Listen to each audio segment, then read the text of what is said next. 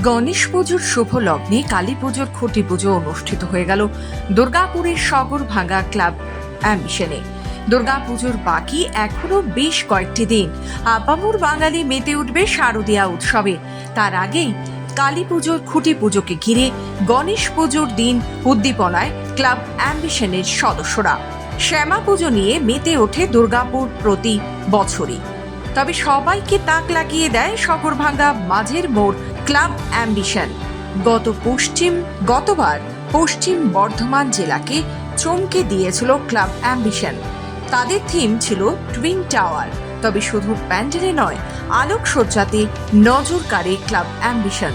ক্লাবের সম্পাদক আশিস কেশ জানান, এবছর তাদের পুজো ২৭তম বছরে পা দিল। বাজেট এবছর ২২ লক্ষ টাকা।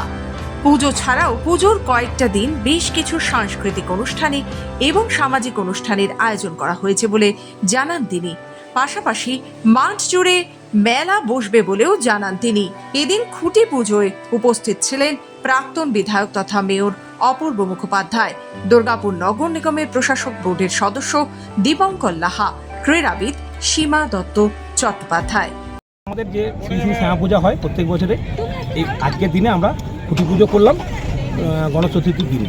এবার আমাদের যেরকম 2023-এ হয়েছিল টুইন টাওয়ার, এবারে 2024-এর মূল আকর্ষণ হচ্ছে লালকেল্লা।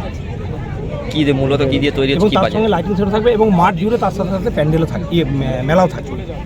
আর নতুন কিছু আকর্ষণ? নতুন কিছু আগেরবারও যেরকম আপনাদের মাধ্যম দিয়ে আমরা সংবাদ মাধ্যমের মাধ্যম দিয়ে আমরা জেলার প্রথম স্থান অধিকার করেছিলাম লাইটিং শোতে, এবারও আশা করি আমাদের লাইটিং এবং প্যান্ডেল আমরা চেষ্টা করছি যাতে দুর্গাপুরের মানুষকে এবং আশেপাশে যে সমস্ত জেলা থেকে লোক আসে তাদেরকে আনন্দ দেওয়ার জন্য আমরা এবার লালকেল্লা প্যান্ডেল। আপনার নাম?